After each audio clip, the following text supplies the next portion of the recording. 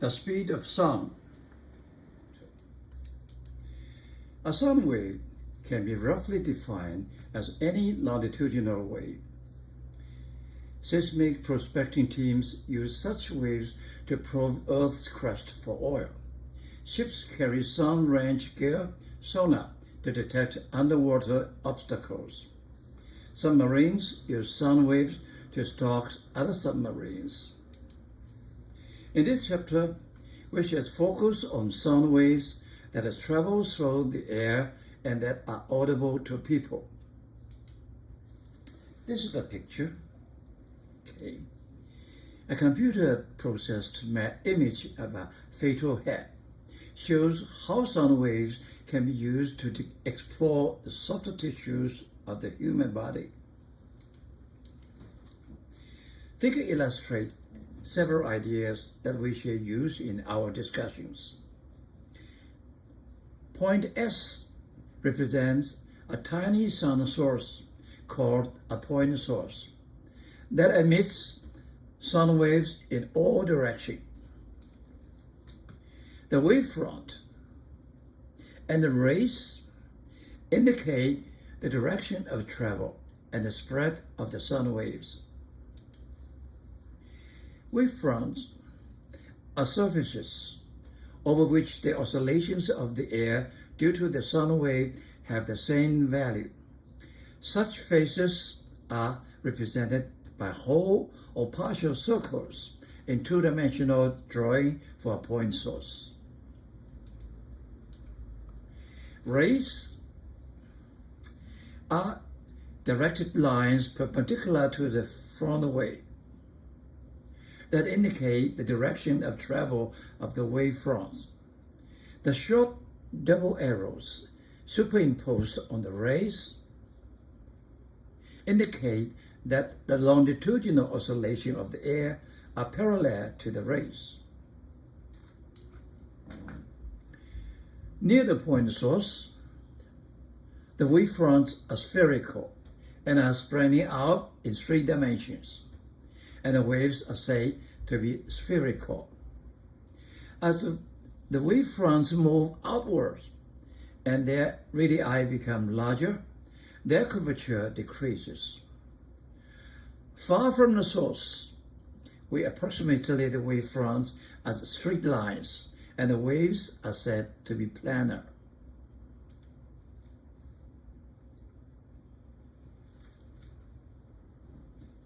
Light from distant stars reaches our eyes because light can travel in the vacuum of interstellar space. But what about sound waves? Can they also travel in a vacuum? We'll use this electronic siren in a bell jar to find out. When we run the siren with the bell jar filled with air, the sound comes through. We'll remove the air from the jar with a vacuum pump to see whether the sound still comes through.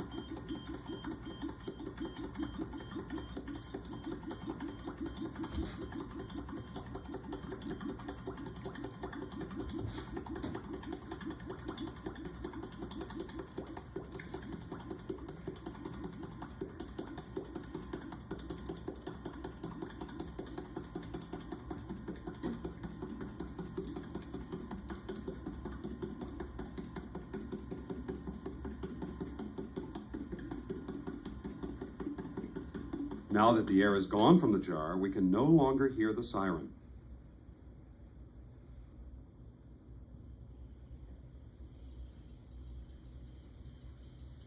If we return the air to the jar, the sound reappears.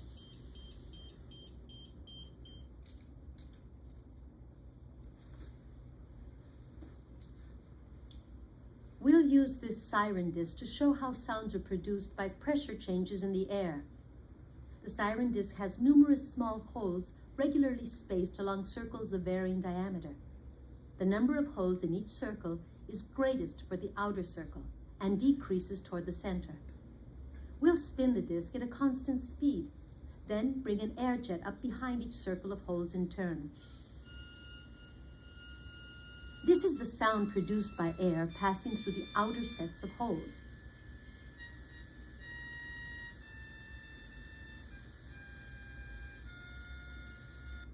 The innermost circle of holes is randomly spaced. When the air jet blows through these holes, only noise is produced. This animation shows the pressure variations, or sound waves, created by the puffs of air passing through the holes.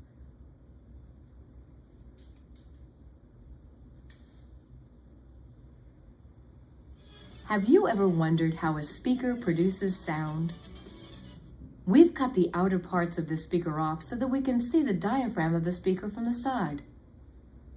We'll power the speaker with a 10 Hz signal from this audio oscillator. Notice the motion of the diaphragm. The diaphragm pushes the air as it moves, creating a pressure wave at the same frequency as the motion of the diaphragm. We'll now increase the driving frequency. When the frequency is high enough, the pressure waves created by the speaker are heard as sound.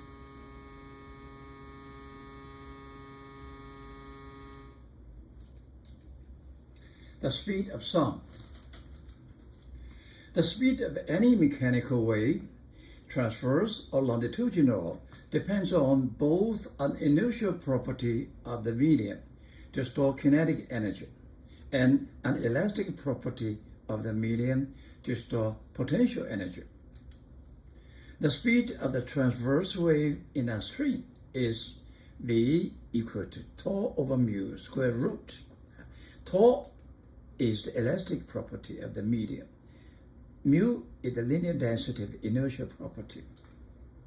The speed of longitudinal wave in air is V equal to B over rho square root, where B equal to minus delta P over delta V over V.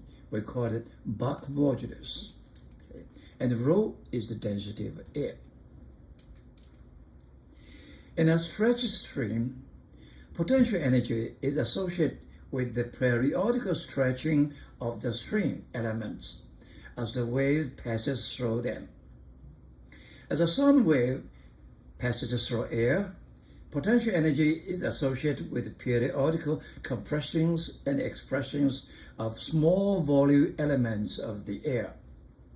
The property that determines the extent to which an element of the medium changes its value as the pressure force per unit area applied to it is Bach modulus B.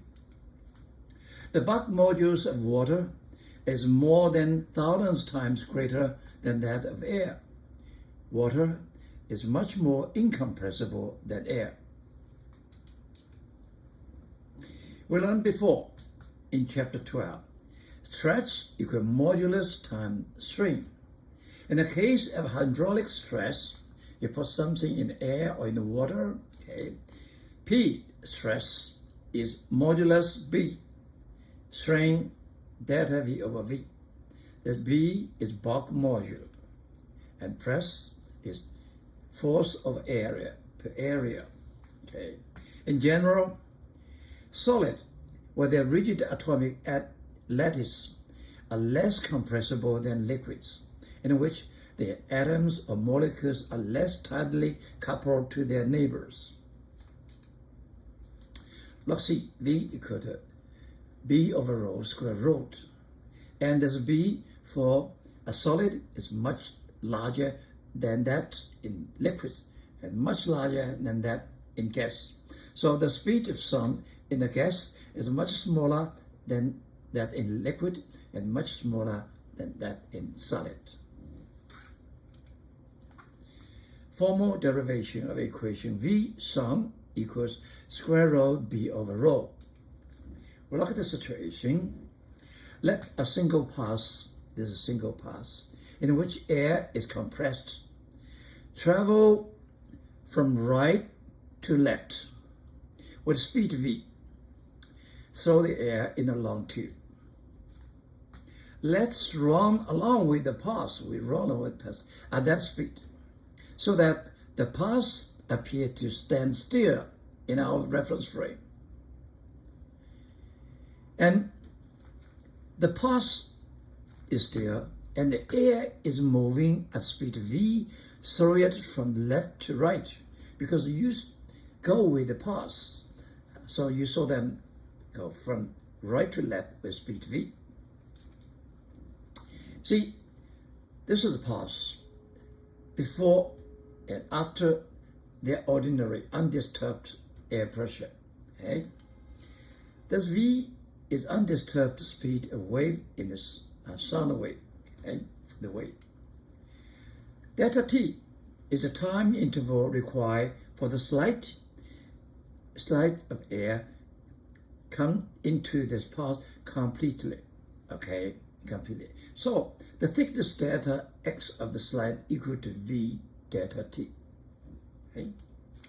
The A is the cross area of the slide. P plus delta P is the pressure in the pulse. This is higher. Delta P larger than 0. And V plus delta V is the velocity of sound in this pulse. This delta V is negative number. Okay.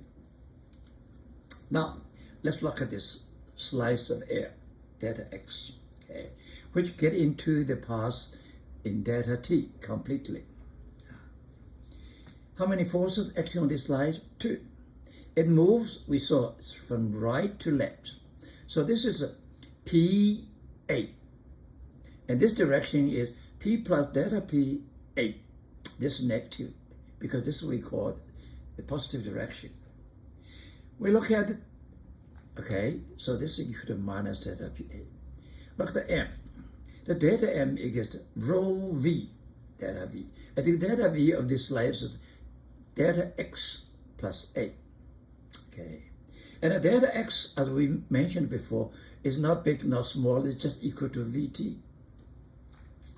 V delta T. So we write it in color, red color.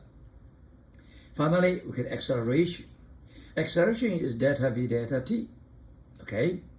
And we put F equal to ma for this slice of air. So F is the blue one. Okay? Delta M is the red one, and A is the black one. All right, we see this A in this way cancel out. Delta T and this delta T cancel out. So what do we got? We got a minus delta P equal to rho V delta V. We do some maneuvers. We multiply V and divide by V, that's equal to 1. So this becomes rho V squared of delta V over V. This is the relative change of speed. And later I will prove you. This one equal to relative change of volume. Okay, the big V and the small v are different physics meaning. Okay, I will prove it. Okay, and from this one, we get that one. Rho V squared equal to minus delta P over delta V over V. What is this? This is exactly a Bach modular definition. This is a positive number. Why? Now, we put a pressure, delta P positive. Then the volume reduce. Delta V is negative number. Negative, so you get a positive number. Okay? So this is a B. All right, so rho V square over B, then V equal to B over rho square rho. We prove it. Okay? Now, next, I'll prove this one. Relative change of small v equal to relative big V. Okay? We look at this slice. Okay? This surface, the difference, they have different velocity. Okay? Usually. So I call this V. This is the V plus delta V. Or delta V can be negative number. I don't know. Okay? And then after delta T, it moved to this one. Now, so this length is V delta T. This length is the delta V delta T. Okay? Let's see the volume change. The blue volume and red volume, they have a common section, this one. So the volume change is equal to this volume minus this volume. Right? Yeah. So the delta V equal to A multiply V plus delta V delta T minus this one, A V delta T. And here we find that the V delta T cancel out. They're equal to A delta V over delta T. Now let's do the relative change in volume. Delta V over V. Delta V equal to A delta V delta T. V equal to A delta X. Right? Yeah. And delta X is not big one. It's equal to V delta T. And then A cancel out, delta T cancel out. We get the volume percentage change equal to the velocity percentage change. Okay? Does the velocity of sound vary with temperature? We'll use these two identical organ pipes to find out. When air is blown through the pipes, they emit identical frequencies when the air through both pipes is at the same temperature.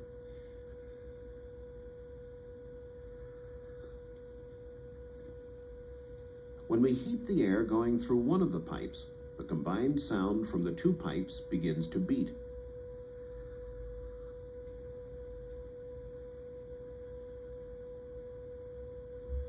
The frequency of the pipe blown with heated air has changed, indicating a change in the speed of sound inside the pipe.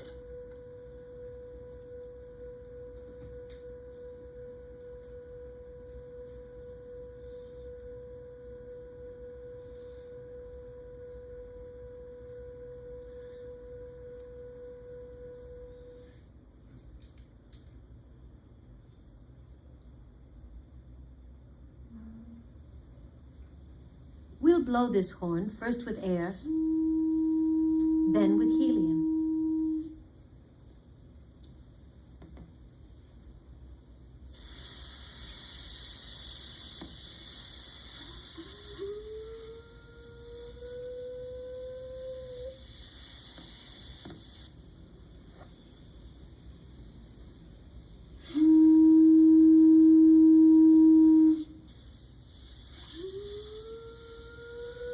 So the shift in frequency shows that sound travels at a different speed in helium than in air.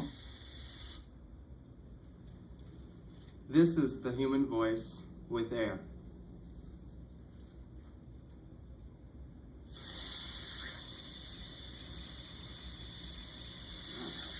This is the human voice with helium. Sample. One clue used by your brain to determine the direction of a sound source is the time delay delta T between the arrival of the sound at the ear closer to the source and the arrival at the farther ear. Assuming that the source is distance, so that wavefront from it is approximately planar when it reaches you. And let D represent the separation between your ears. This is the right ear, this is the left ear. Okay, this is the source of sun. This is the front direction. This is the theta. Question A. Find an expression that gives delta T in terms of D and the angle theta between the direction of the source and the forward direction. This is the theta. The source is the direction. Okay, this is right ear, left ear. So when the planar sun reach your right, and this end, after traveling to here, you have a delay. From this delay, you can judge the direction of the source. Okay? So delta T equal to D over V air. And this D in this rectangular triangle equal to big D sine theta. Okay, so if theta equals 0, that means the source is in front of you. Theta equal to 0 or delta T equal to 0. Sine 0 to 0. When the source is on the right side, the angle is 90 degrees. Okay, that's right. And the delta T, this is standard degree, is 1, D over dA. So the time delay is between these two. Okay, between these two. Your brain get used to it. Question B. Suppose that you are submerged in water at 20 degrees of Celsius. When a wavefront arises from distance directly to your right, based on the time delay clock, that means your experience in the air. At what angle theta from the forward direction does the source seems to be? Okay. Now, in this case, you are in water, and the source is on the right, and you get here, and you get here. You have time delay, and your judgment is from your experience in the air.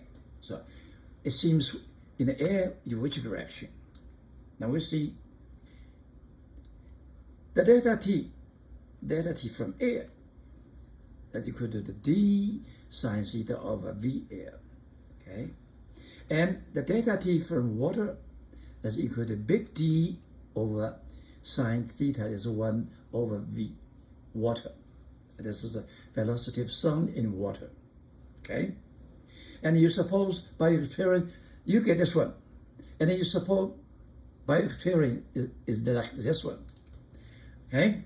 Then you make it equal, you find the delta t. Find the sine theta. Sine theta equal to V air over V water. And you find, put the number 343, put the number 142, you get theta equal to 13 degrees. That's quite different. You misjudge the direction, because direction is here. And what you put is 13 degrees here. You have about more than 70 degree difference.